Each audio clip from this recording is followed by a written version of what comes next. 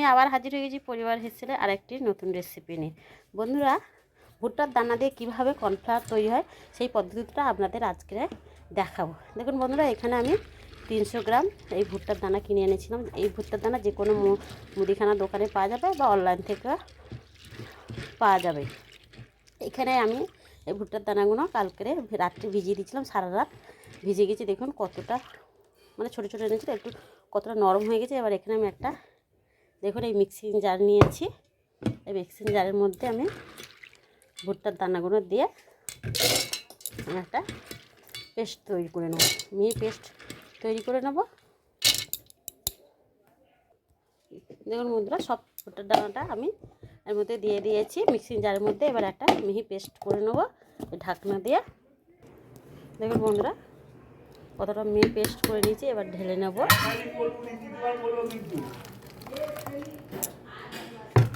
আর ওর মধ্যে দেব মিক্সার জারের মধ্যে দেবো হাফ জার জল। দেখুন দিয়ে জারটা ধুয়ে আমি জল দিয়ে দিলাম। এবারে এটাকে ঘেঁটে নিয়ে এখানে একটা ছাঁকনি নিয়েছি, এই ছাঁকনিতে আমি ছেঁকে নেব।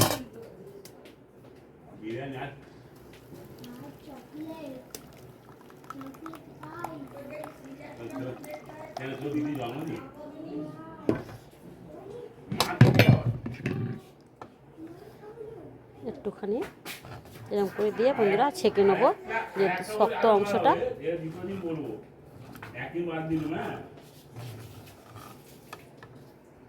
দেখুন বন্ধুরা, আমি পুরো ছেঁকে নিয়েছি। দেখুন কতটা বেশি বার হয়েছে। এটা গরুকে কিংবা পুকুরে মাছে দিয়ে দেব। বন্ধুরা, এখানে আমি আর একটা ডেকচি নিয়েছি। আবার এখানে একটা সাদা সুতির কাপড় ছেড়ে নিয়েছি। দেখুন এটাকে পেতে দেবো ডেকচির মধ্যে।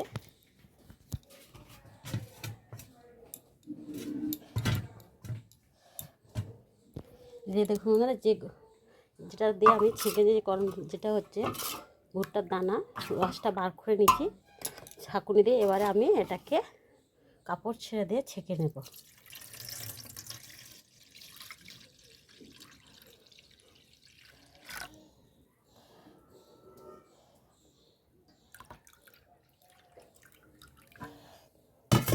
দেখুন বন্ধুরা, কাপড় ছেড়ে দিয়ে ছাঁকা হয়ে গেছে। বন্ধুরা, কাপড় ছাড়াতে ছেঁকে নিয়েছি। নিয়ে দেখুন যে মানে উঁচু করে রেখে দিয়েছি, দিয়ে যে জলটা পড়ছে, দেখুন ভুট্টার এই দানার যে পাতলা জলটা পড়ছে ওটাই দিয়ে কিন্তু কর্নফ্লাওয়ারটা তৈরি হবে। দেখুন এই যে পড়ছে, আমি ধরে রেখে দিয়েছি। দেখুন বন্ধুরা, কাপড় দিয়ে আমি পুরো ছেঁকে নিচ্ছি। এই দেখুন ছাঁকা পরে কাপড়ে যে এই ভুট্টা যে নরম এই মিশ্রণটা রয়েছে, এটা কিন্তু আমি ফেলে দেবো না। এটা আমি পরে পেঁয়াজ লঙ্কা কুচিয়ে আমি বড়া করে নেব। দেখুন এটা রেখে দেবো। দিয়ে এবার কী করবো বন্ধুরা, এটাকে আমি ঘন্টাখানেকের জন্যে আমি ঢাকা দিয়ে রেস্টে রেখে দেবো। যদি জলটা উপরের জলটা থিতিয়ে গিয়ে নিচের যে ভুট্টার যে এটা মিশ্রণটা একদম থিতিয়ে বসে যাবে। তাই এর জন্য থিতানোর জন্য বন্ধুরা আমি 1 ঘন্টা রেস্টে রেখে দিলাম ঢাকা দিয়ে। বন্ধুরা 1 ঘন্টার পরে আমি আবার আপনাদের মিশ্রণটা 1 ঘন্টার পরে নিয়ে ফিরে এসেছি। জলটা দেখুন কতটা থিতিয়ে গিয়েছে। এবার জলটাকে আমি আস্তে আস্তে ওপর থেকে ফেলে দেবো।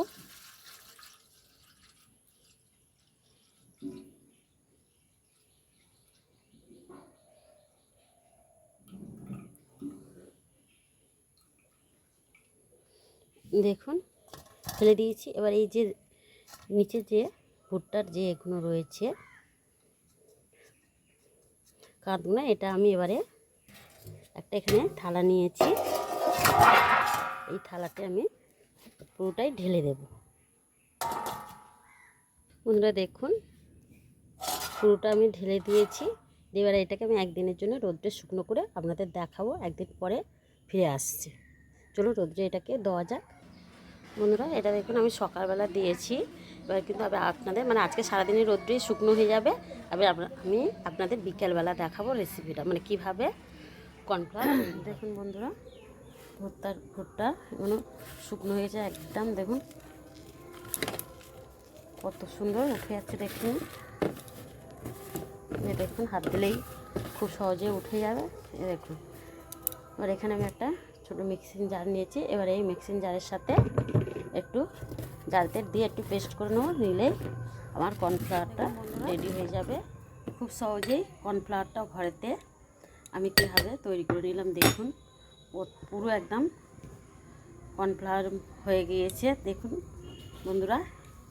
কিন্তু সময় হয়তো কম লেগেছে, কিন্তু খরচটা বেশি লেগেছে বন্ধুরা এই কর্নফ্লাওয়ারে। দেখুন 300 গ্রাম কর্নফ্লাওয়ার মানে ভুট্টার দানা থেকে এখানে 100-150 গ্রাম হয়তো কর্নফ্লাওয়ার হবে। কিন্তু এটা ঘরে খুবই সহজে বানানো যায় বন্ধুরা। আমার রেসিপিটা ভালো লাগলে অবশ্যই আমার চ্যানেলটাকে লাইক শেয়ার কমেন্ট করবেন। যে সকল বন্ধুরা এখনও আমার চ্যানেলটাকে সাবস্ক্রাইব করেনি অবশ্যই আমার চ্যানেলটাকে সাবস্ক্রাইব করে আমার পাশে থাকবেন। আজকের এই অবধি, আবার দেখা হবে নতুন রেসিপি নিয়ে। নমস্কার।